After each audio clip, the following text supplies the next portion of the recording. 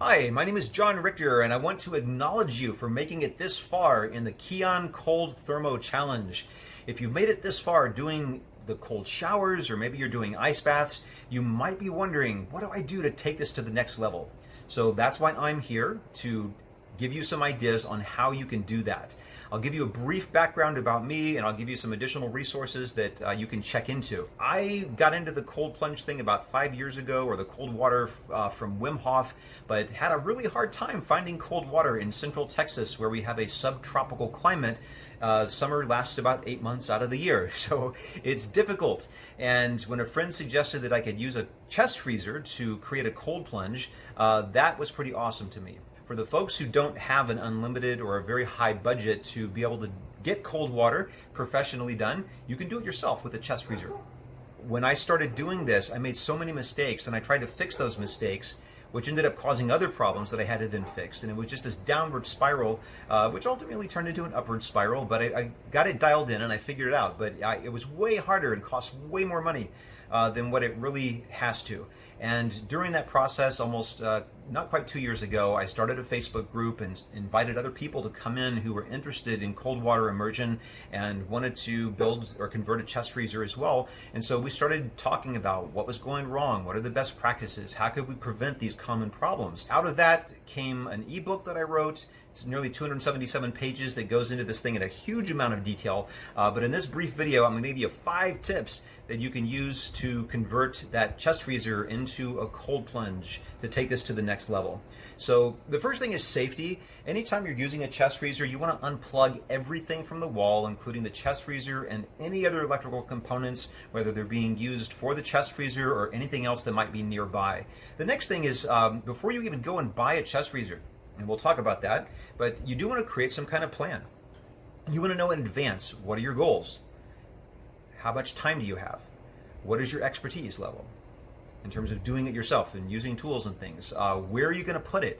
Do you have a spare room in your house? Is it going to go in a garage, on a porch? Are you in an apartment? What floor of the apartment are you on? Do you have a balcony? How's that balcony built? Is it strong enough to hold a chest freezer? How much time do you have to commit to this project? How much maintenance are you willing to do to keep this thing up and running? The next thing is, once you've figured out the plan that you're going to implement for the chest freezer and the cold plunge, you want to find out what kind of chest freezer are you going to buy. You need to make sure that it's sized correctly, so it's not too small or not too big. You want to think Goldilocks is just right. You got to fit in there and be able to move around, but you don't need too much space either. So finding the right size is important. Try them out if you can. Right now, we have a unique challenge with what's going on across the globe with the COVID-19 situation. And chest freezers have been in short supply, or almost in no supply, depending on where you live.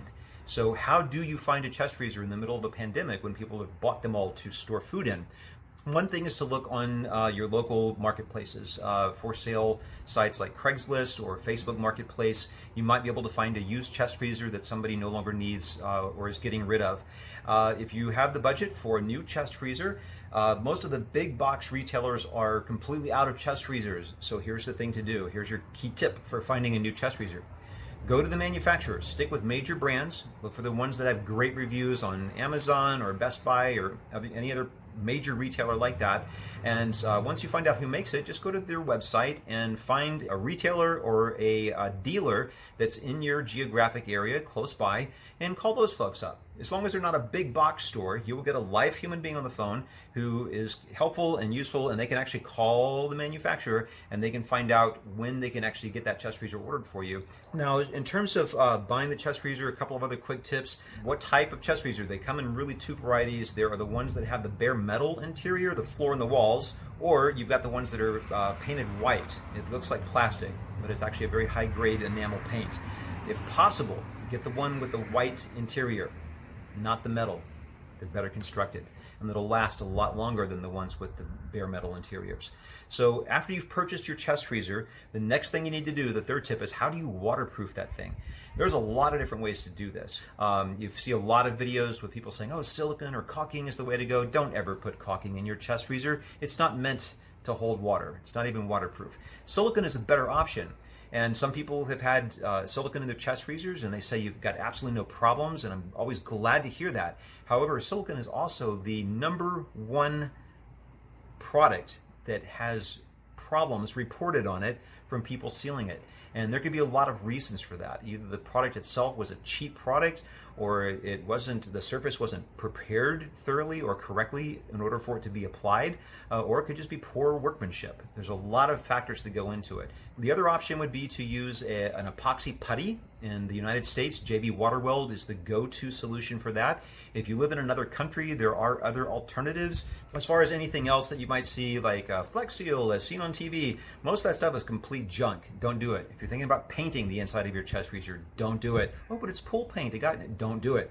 All right. We've seen all these problems. People have done all these different things, and we know what works and what doesn't work. So stick with the stuff that we know is going to give us the greatest amount of success, or the greatest chance of having the greatest success with sealing all of those seams. Now, the other option would be to put in some kind of liner. You could do the most simple thing possible and just go buy a pond liner and put it in there and fill it up with water. If you want to do a spray liner, like for ponds, or truck beds, they have these things you can spray line. You can do that. Now, if you have a lot of experience with that, that's great. If you don't, I highly recommend that you get a professional to do this for you. If you are looking at the spray liners, be sure to get something that's certified to be used for potable water, drinking water. That way it's not going to leach toxic chemicals out that could potentially hurt you. So if you are going to put in something like a pond liner, do you need to seal the seams? What do you think? Yes, you do. Rusting is one of the most common problems reported in chest freezers used for food storage. So yes, they still have moisture problems. So seal those seams with silicone. That would be okay if you're going to put in a pond liner. But if you're just going to fill it up with water, don't use silicone. So the next thing is chilling the water. How do you get the water cold enough? Well, the most simple thing is just to plug it in. Once you plug it in, that water is going to start chilling down, and then all you have to do is just be mindful about unplugging it and plugging it in when you get to your target temperature that you're going for. And the thing is, if you're not careful or if you forget, you could end up with a chest freezer that's one giant block of ice in there. That's not good for the chest freezer. So what you want to do is recommend that if you have a limited budget, you could spend $10 to $20, get in a heavy-duty appliance timer, and just have that chest freezer run. You just got to figure it out. How long do I need to run it each day, a few hours each night, to have that water temperature maintain at a fairly constant level. If you want to be a little bit more precise than that, you can buy a temperature controller, and those devices can start at about $40 and go up to a couple $100 or more depending on quality and what kind of device you want to get. But the temperature controller has a sensor that actually goes into the chest freezer itself, and that sensor tells you the water temperature, and then you've got a range that you program into the controller, and that way you can keep that water temperature within a couple of degrees one way or the other. You don't have to worry about timers or the temperature changing or anything else. So that's the option for the temperature controller, keeping your water cold. Then in terms of maintenance, what do you do with maintenance? Some people say, just fill it up, you don't need to do anything. And then after a few days, they get this really gross, disgusting water that's turning cloudy and yucky, and you wouldn't reuse the same bath water. So why would you want to use the same water in your chest freezer and think that it's going to be any different? Some people think, the cold water kills all the bacteria. No, it doesn't. The cold water just might slow them down a little bit, but it's not going to stop them. Clean water is really made up of three things. You need circulation, you need filtration, and you need sanitation. The circulation just gets the water moving, okay? And you've got to have the moving water. That's going to help. But then you have to have a filter, a mechanical filter that takes out all of the big stuff like hair, skin flakes, oils from your skin, and that sort of thing. And then you've got to have something to clean the water. There's a lot of options for this. You could use chlorine. Some people have used hydrogen peroxide, UV lights. There's a lot of different options in this. But the thing is that ozone. You've got to find something that you're comfortable with setting up and that you can use on a regular basis and that you can maintain and it's easy for you. And you've got to find out what that is, whether it's simple as putting chlorine tablets and just testing the water, or if you want to get like an ozone generator like I have over here, and that thing runs for just 30 minutes a day, every day, and I don't have to worry about it.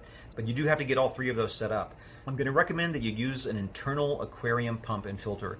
Trying to set up an external pump and do all that plumbing, I've done that. I've done 2 versions of that, and it is really difficult to do correctly and set it up without causing just a huge amount of problems. So you can get a very simple internal or submersible aquarium pump that has a filter built into it, and that way you've got the water circulating in there. You just change out that filter every week or every couple of weeks as needed, and it makes it very easy. You also unplug that every time before you get in. So clean water made up of 3 things: circulation, filtration, and sanitation. If you have any one of those missing, your water is not going to be as clean as what it should be, and you are risking your health. You are risking your health by putting yourself in water that's not being sanitized, circulated, and filtered. I hope you found this video helpful in terms of at least steering you in the right direction. There's way, way, way more to it than what we have time to get into, and I'm very happy to answer your questions. You can check out the Facebook group at the Chest Freezer Cold Plunge. Just do a search on Facebook, or you can find my website at chestfreezercoldplunge.com. You can get my ebook there, or just reach out to the folks here. Where I'm not sure where this video is going to end up. It might be on Instagram or YouTube, but I'll be checking it out. I'll be following to see what comments are made, and I'll be sure to get any of your questions answered. So I look forward to hearing from you. Stay safe and be well.